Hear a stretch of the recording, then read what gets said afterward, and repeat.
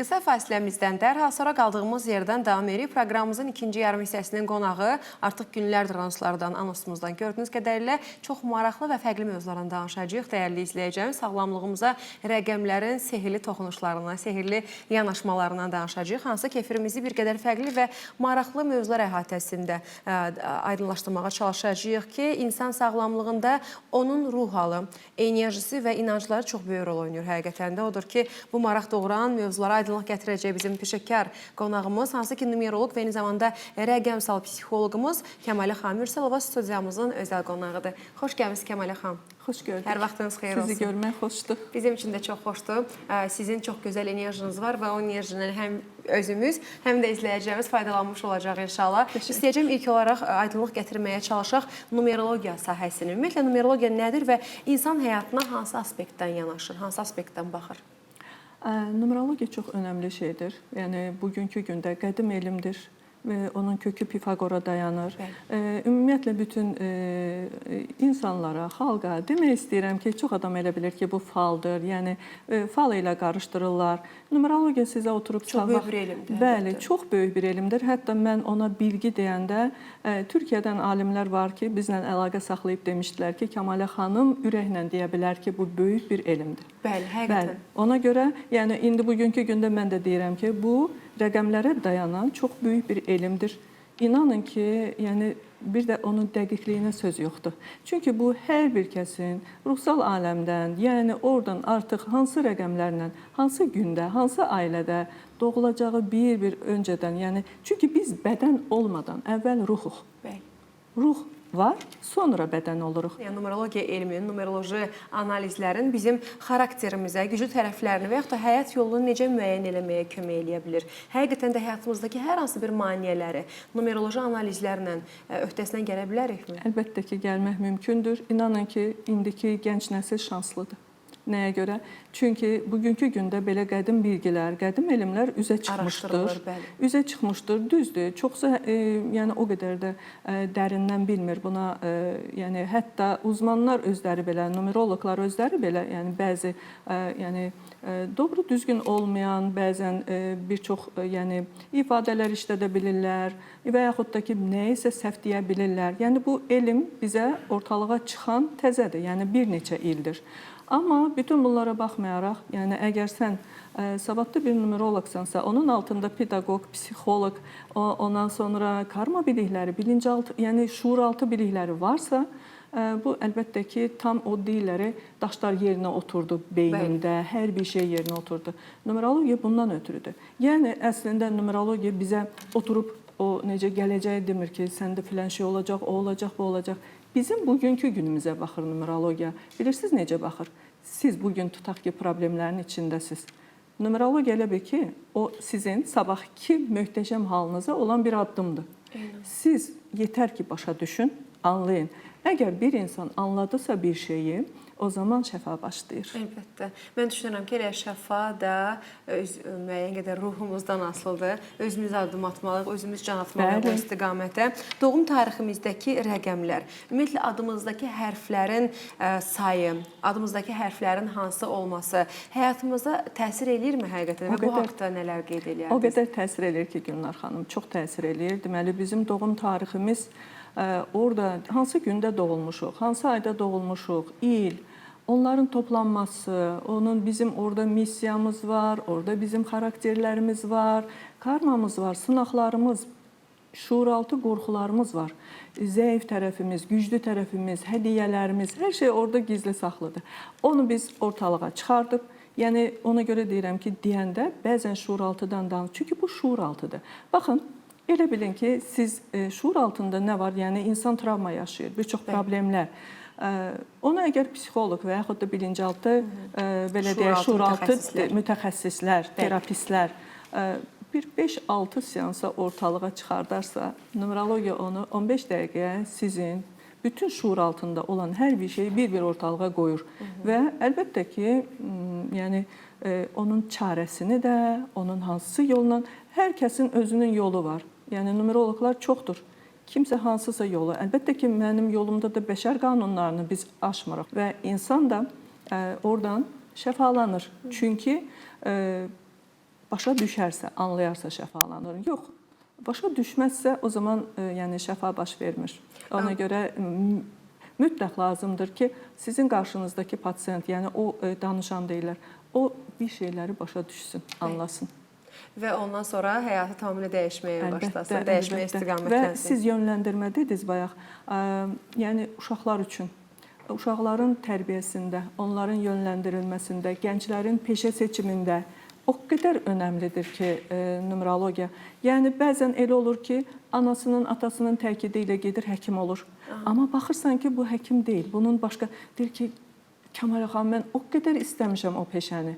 Yəni artıq 30 yaşı var. Yəni hətta dəyişmək istəyir. Dəyişirsən öz əlindədir. Yəni həyatını 30-dan yenidən sıfırdan qurur. Yenidən sıfırdan qura bilən insanlar var. Hətta 50 yaşında xanımlar var ki, analiz elətdirib deyir ki, heç olmasa mən bilim ki, bax mən filan şeyləri niyə yaşadım? Onlar hamısı orada göstərir ki, sən bunu niyə yaşamısan? Və yaxud da inanırsınız 60 yaşında bizdə döngülər var. O döngülər sizə göstərir. 63 yaşında məsələn 60-dan sonra bir döngü var. O döngüdə öz həyatını tamamilə dəyişən, iş sahəsində, karyera, biznes sahəsində dəyişən insanlar var. Yəni bunu mən istər öz həyatımda, istər başqalarının həyatında, yəni bariz nümunə kimi görürəm və görməkdə də davam edirəm. O qədər insanlar həvəslənib deyiblər ki, məsələn, yaşı 60-a yaxındır. Yəni inanın ki, deyir, yenidən başlamışam. Yəni həvəs, motivasiya da bir şeydir. Əslində bəzi hallarda insanlar numerologiya elmini astrologiya elminə səhv salırlar, çaşdırırlar, amma düşünürəm bunu daha gözəl şərh eləyədiniz az öncə, hansı ki, numerologiyanın nə qədər qədim və nə qədər dəqiq bir elm olduğu haqqında məlumat vermiş oldunuz. Bu xüsusda insanlar çox vaxt ilin, ayın, müəyyən tarixlərin enerjisindən danışırlar. Hansı ki, numerologiyada bu anlayış necə izah olur? Yəni ilin və yaxud da hansısa bir ayda, ayın neçəsi, hansı günün saat neçəsində? Deməli, hər günün özünün enerjisi var, hesablanır. Bu şəxsi bir şəxs, məsələn, sizin üçün də ayrıca hesablana bilər. Ümumiyyətlə, məsələn, tutaq ki, bütün qlobal, bütün dünya üçün bu gün hansı enerjidədir, belə də hesablana bilər. Amma biz analiz edəndə hər bir şəxsi əgər analiz ediriksə, onun düzdür, gün enerjisinə mən o qədər də fikir vermirəm. Ay enerjisi, il enerjisi, ömrünüzün sonuna qədər, məsələn, ay enerjisini təmsil edirəm.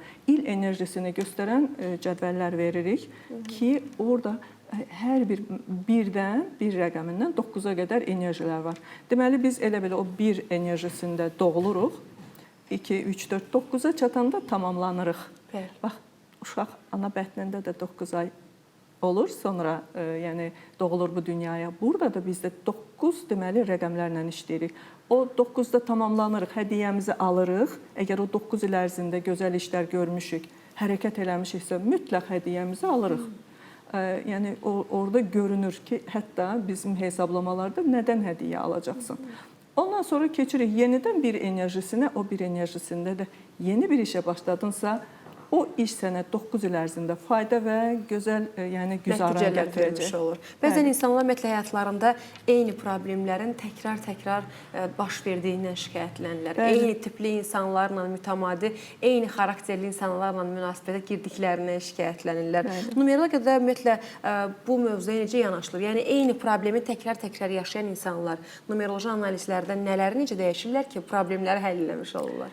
Belə deyək də, o rəqəmdən o dəqiqə görünür. Ən çox 4 rəqəmindən olan insanlar, yəni orada döngülərə düşürlər. Çünki bunlar, yəni əlbəttə ki, burada artıq psixologiya dövrəyə girir, rəqəmsal psixologiya. Mən ona başa salıram ki, sən nədən bu döngülərdəsən? O, əlbəttə ki, bu döngüdə sevgiyə görə ola bilir, işə görə, karyeraya görə ola bilər. Bir yerə oturmaq, köklənmək ona görə də ola bilir. Yəni, çox gözəl pullar, paralar qazanıb, İşdə, amma otura bilməyən, ora köklənə bilməyən insanlar var və işini hər il dəyişir ki, bundan daha başqa bir işə getsin. Ona elə ki, onu başa salırsan ki, sən bu döngülərdə nədənsə, kimləri bağışlamalısan, orada hamısı, yəni indi burada geniş danışmaq istəmirəm, bütün o çıxır, orada görünür. Çünki 4 rəqəmi əsas məsələ qan qohumlarıdır. Ana, ata, bacı, qardaş, bəli, orada hətta Allah ilə münasibət, Allah ilə təmas, bütün bunlar hamısı görünür. O bir neçə şeyləri yerinə qoyandan sonra İnanın ki, hər şey oturur yerinə. Son illərdə ruhun təkamülü mövzusu çox danışılan mövzular siyahısındadır. İstəyəcəm bunun elmi açıqlamasını gətirmiş olaq sizlə birlikdə. Ümumiyyətlə, bu anlayış əslində nədir və insanlar onunla bağlı hansı məqamları yanlış başa düşürlər ruhun təkamülü mövzusunda? Çox gözəl sualdır. Təşəkkür edirəm bu suala görə. Deməli, təkamül, ruhun təkamülü, hər bir ruh, mən bayaq da dedim ki, biz bədən olmadan öncə ruhuq. Yəni, hər bir ruh öz sistemə, ilahi sistemə söz verib gəlir ki, təkamül edəcəm.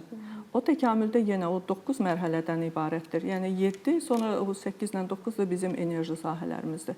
Və yerə gəlirik və o karma burada artıq hər bir şey dövrəyə girir. Karma soruşurlar, reinkarnasiya soruşurlar, varmı? Bax, bu ruhun təkamülündə onu demək istəyirəm ki, belə düzdür, bu hər kəsin özünün seçimidir.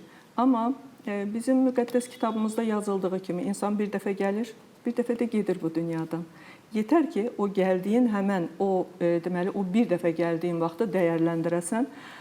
Burada nə baş verir? Biz anadan doğulan kimi, yəni uşaq ana bətnindən xaric olan kimi ona 7-70-in nəslin yaddaşı yazılır.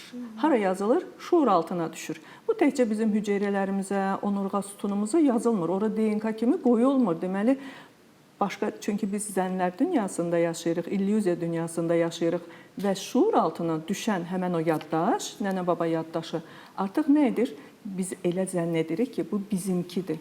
Bizim problemlərdir. Başlayırıq həmən o problemlərdən bu həyatda keçməyə. Yəni, şuur altı çağırır həmən o problemləri. Sənin nənə-baban nədən keçə bilməyib, səni məcbur edir ki, həmən yerdən keçəsən. Əslində keçməlisən.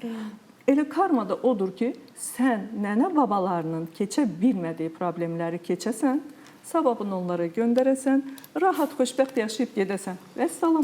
Bayaq karma dediniz, karma və reinkarnasiya mövzusu. Bu da insanlar arasında çox maraq doğuran mövzulardandır. Bəzi halları düşünürlər ki, həyatımızda bizim yox, valideynlərimizin, bayaq dediyiniz kimi, bizim babalarımızın, 7 baba, bizdən əvvəlki nəsillərin elədiyi müəyyən yanlışları və yaxud da müəyyən günahların biz karmasını ödəyirik.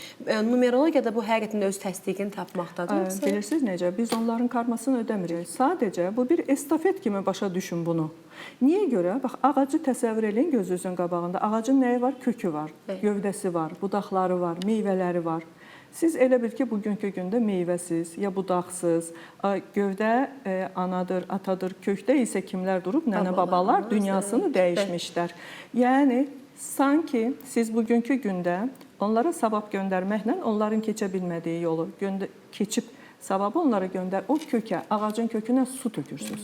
Çünki o kökdən gələn enerji səni qoruyur. Kökdən gələn enerji sənin önünü açır, yolunu açır. Yəni bunu yetər ki, deyirəm, qəbul edin. Onlar Allahın izni ilə yaşayıb, yanlışlar eləyiblər, düz eləyiblər, yəni öz dünyalarını dəyişiblər. Zaten hər bir insan yanlış edə bilər. Çünki biz mükəmməl ola bilmərik. Uşaqlara da bunu öyrətmək lazımdır və mən həmişə analara deyirəm. Deyin ki, sən səhv də edə bilərsən, doğru da edə bilərsən. Yetər ki, sən bir dənə başa düşəndə ki, səhv etmirsən, bağışla deməyə bacarasan. Ya ata-anadan özür diləməlisən, ya da ki, Allahından nəsə bir pis bir iş görəndə, Quranda nə yazılıb? Bir pis iş görəndə 2 dənə yaxşı iş görün ki, örtülsün. Kompensasiya olsun, müsbəti daha çox yönəlmiş olar. Yəni ona görə karmadan qorxmaq lazım deyil. Karmanı bir dənə numeroloji analiz elətdirin, bilin karmanız nədir, həmən yöndən gözəl işlər görün, rahat yaşayın, gedin. Həyatınız daha keyfiyyətli yaşayın. Bəs nə, çox gözəl olsun. Bayaq uşaqlardan danışdınız. Mən istəyəcəm uşaqların günümüzdə müasir uşaqlar tamam fərqli. Bəzən deyirlər alfa uşaqlardılar da, artıq hər şeydən məlumatlı, hər şeydən bilgili uşaqlar. Uşaqların xarakterini, potensialını, ümumiyyətlə inkişaf istiqamətində hər hansı bir mövzuda anlamaq istəyən valideyn numeroloji istiqamətdən övladını mı numeroloji analiz eləməlidir, özünü mü numeroloji analiz eləməlidir ki, onun gələcəkdə hansı sahəyə, hansı sənəti seçsə daha uğurlu, daha xoşbəxt olacağını bilsin? Deməli Gülnar xanım, mən həmişə birinci anaya deyirəm ki, özünə anaya analiz olunmalıdır, ondan sonra övlada. Ən çox da bu, yəni aralar 14-15 yaşında uşaqların sözə qulaq asmadığını, telefondan əl çəkmədiyini, yəni ananı, atanı eşitmədiyi bu haqda çoxlu şikayətlər gəlir. Mən o zaman birinci anaya analiz eləyirəm. İnanın ki, 90%, yəni orada günahmı deyim, yoxsa doğru düzgün olmayan şeylər anada olur. Ananı elə ki yerinə qoyuram, sonra uşağı analiz edirəm və bir həftəyə biz nəticə alırıq. Məndə səslər var, o qədər ki mesajlar yazıblar Kəmalə xanım, hətta rayondan, ucqar nöqtələrdən uşaq tamamilə düzəldi. Dəyişib. Bəli, tamamilə. Hətta Rusiyadan, yəni inanın ki 15 yaşında uşaq ana, çünki əsas kök hardan gəlir? Anadan gəlir və biz bilirik ki, enerji sahəsi ana ilə uşağın enerji sahəsi birlikdədir. Həmişə lap 60 yaşı olsa da. O sahə ikisi bir-birinin yanında yerləşir. Ana düzələn kimi uşaqda düzəlmələr baş verir. Yəni bu hətta mən həmişə bunu bizim dinimizə də gedirəm. O bizim peyğəmbərimizin bir hədisi var ki, deyirlər ki, anan da çağırdı, atan da çağırdı. Birinci kimin yanına gedim? Çünki o zaman peyğəmbərimizə belə suallar verirdilər. Deyir ki, ana. Bir də soruşurlar. Yenə ana. Üçüncü dəfə soruşanda ana, ana, ana. Mən əvvəl bunu oxuyanda, lap gənc yaşlarımda anlamamışdım. Sonradan artıq bu elmlərin içərisinə girəndən sonra deməli enerji birlikdədir. Ana ilə uşağın enerji sahəsi birlikdədir. Əgər ana nə yaşayırsa, ana nə hiss eləyirsə, ana hansı həyatı yaşayırsa, uşaq ondan o qədər təsirlənir ki, ona görə ana ilə uşağın vəhdəti, onların münasibəti çox önəmlidir. Burada əlbəttə ki, atanı qırağa, yəni bir tərəfə qoymaqdan getmir söhbət. Ata həmişə deməli çörək qazanan, ailəni deməli hər bir şeylə təmin eləyən bir kimi, belə bir başçı kimi götürülüb, amma ana isə uşağı böyüdən ocaq. Ona görə bu klassikdən belə gəlir, müasir dünyada bəzi hallarda. Mən həmişə onları müqayisə edirəm. Bugünkü gündə öyrəndiklərimi hədislərlə, Quranda yazılanlarla və o qədər örtüşür ki, üst-üstə düşür ki. Həqiqətən də çox maraqlı mövzulara toxunmuş olursunuz. Bayaq mən peşə seçimi növbəsi yerə qeyd eləmədim. Hal-hazırda gənclərin peşə ixtisas seçimində valideynlər biraz narahatlıq yaşayırlar. Ümumiyyətlə günümüzdə qeyd etdiyimiz kimi gənclərin peşə seçimi, karyera qurması, münasibətləri və yaxud da ailə həyatı ilə bağlı seçimlər numerologiyada nə qədər istiqamət verici rol oynayır? %99 o qədər önəmlidir ki, inanın ki, peşə seçimində sonra ən çox balaca, bilirsiniz ki, deməli 0-6-12 yaş arası uşaqlar, yəni birinci 0-6 yaş şuuraltı yığır atadan, anadan. Atadan, anadan nə eşitdi, nə gördü, uşaq onu hamısını yığır şuuraltına və sonra o hətta 40 yaşında belə dövrəyə girə bilər. Bir də deməli 6-12 yaş arası ətrafdan, məktəbdən, yəni burada uşağın belə deyək, tərbiyəsində, uşaqda birincisi ananın gözü uşağın üstündə olmalıdır. İnanın ki, qorunası uşaqlar da görünür numerologiyada. Mən həmişə deyirəm, ikinci çakrası boş olan, məsələn, indi burada da açmayacağıq bunu. Yəni analara deyirəm ki, hətta bizim verilişimiz var, YouTube'da verilişlərimiz var Səbuh Rəhimli astroloqla.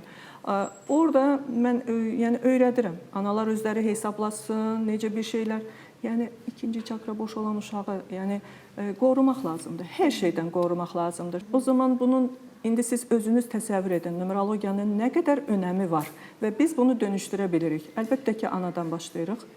Fərqindəlik yarada bilirsiniz. Bəli, yəni artıq o 5-6 yaşında uşağı döndərmək çox asandır. Biri də var ki, artıq sən 20 yaşındasan. O zaman bəli, qərar vermək, toxunmaq olmaz o dərəcədə. Mən ona görə deyirəm ki, birinci ana ilə işləyir. O birinci anaya tövbə elətdirirəm. O qədər önəmlidir bu şeylər. Həqiqətən də sözün gücü deyirlər, hansı ki, sanki kainata, yaradılışa, hərflərin, belə deyəndə bir ismarıc göndəririk. Hərflərin gücü, sözlərin gücü həqiqətən də real həyatı təsdiqini tapır. Çox. Və o da numerologiyada görünür. Hansı insanın, hansı deməli hərflərlə və yaxud rəqəmlə gələn insanın ağzından çıxan anında olur. Yəni 5 rəqəmləri, sonra cürbəcür. Hər bir rəqəmin özünün önəmi var. Orada əgər o rəqəmdə problem varsa, mən demək olar ki, yarım saat ona tövsiyə verirəm. O insan dönüşdürülür, başa düşür.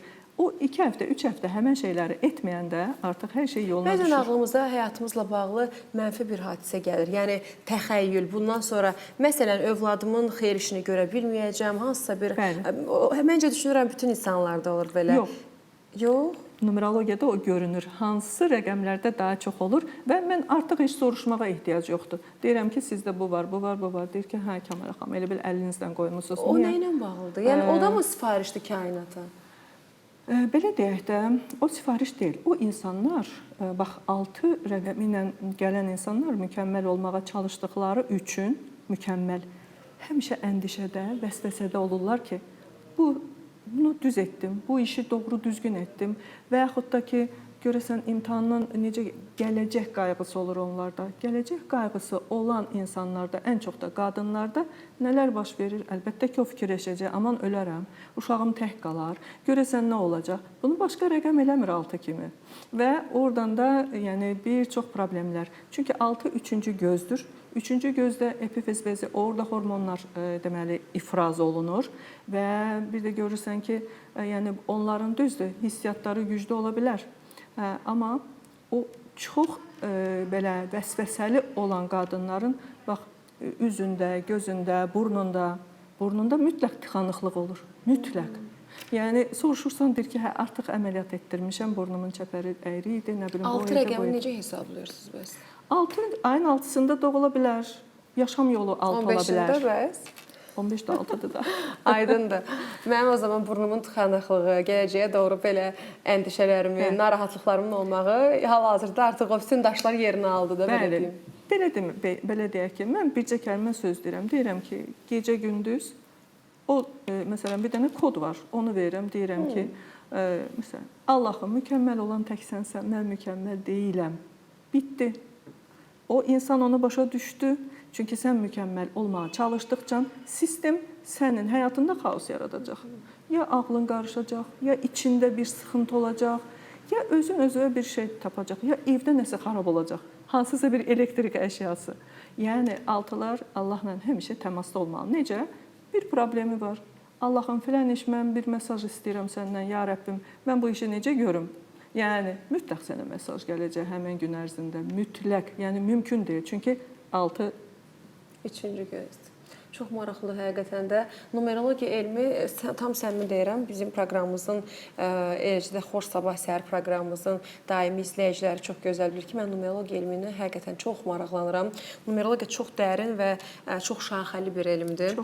Və günümüzdə çox araşdırılan mövzulardan, araşdırılan sahələrdəndir. Və mənə görə numerologiya elmi bir çox fərqli elmlər kimi möcüzəvi gəlir. Çünki şəxsən özüm də belə deyim, tarixlərimdə və yaxud da baş verən hadisələrdən mənə məsələ elə gəlir ki, peşəkar numeroloqlar, siz başda olmaqla əlbəttə ki, Azərbaycanda barmaq sayı peşəkar numeroloqlar var. Onlardan da biri və birincisi mənə görə sizsiz.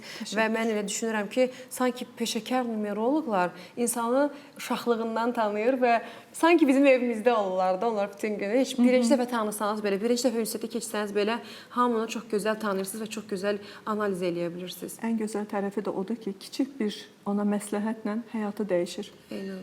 İnsanın həyatı dəyişir. Yəni kiçik bir, hətta bir qadınla işləyirsən, onu yəni başa salırsan bir şeyi, qadının yoldaşı dəyişir.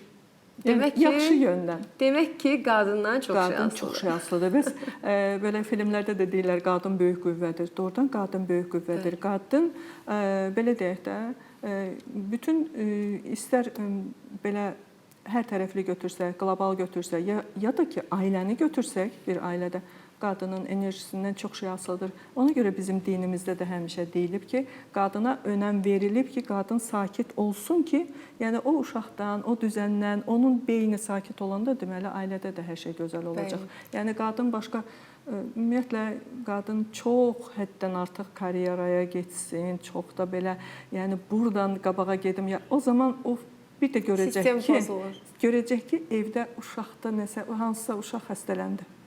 Nəsə bir şey çıxdı. Elə ki, qadın o dəqiqə, aha, bu nədən oldu dedisə, hər şey yerinə oturur. Yəni, sistem nə qədər bizi vurursa da, inan ki, bir dənə anlayan kimi sistem hər şeyə yerbəyer edir. Yetər ki, fərqindəliyimiz olsun. Bəs nə? Axırbaxlar ancaq fərqindəlikdir. Çox adam bilmir fərqindəlik nədir. Fərqində olan insanla olmayanın o qədər fərqi var ki, bir də biz numeroloji analiz edəndə axı bilinci o şuuraltını çıxardırıq ortalığa. Şuuraltı artıq ifşa olunandan sonra nə olur? Artıq əvvəlki kimi işləyə bilmir. Bayaqdan bizi deyirdi ki, bunu elə, onu elə, bizi idarə edirdi. Artıq yavaş-yavaş hətta biz işləyə də bilirik də, məsələn, 21 gün bilinci şuuraltı ilə işləyirik, 21 gün bunları işləyərək dönüşdürmək olur insanı. Elə adam olur, düzdür, biraz gec dönüşür, amma eləsi olur, 10 günə özünü yerinə qoyur. Mən istəyəcəm bu mövzuları ümumiləşdirsək, istər uşaqlarda, istər gənclərdə, istər özümüzlə, istər bizi izləyən dəyərli 7-dən 77-yə izləyicilərimizlə bağlı.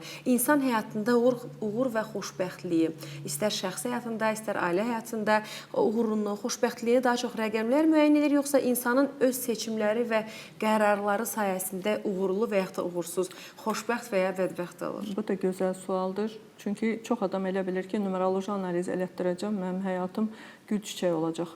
Numeroloji analiz sizə yolu göstərir. Taksidə oturub navigator sizi hara aparır. Məsələn, navigator göstərir sağa, sola. Numerologiya belə bir elmdir. Siz əlbəttə ki, o deyirlər, qismət, qədər, o qədərimiz bizim dəyişmir. Məsələn, tutaq ki, mən 3 rəqəmi ilə gəlmişəm. Bu dəyişməyəcək. Həmişə mən bu 3 rəqəminin təsiri altındayam.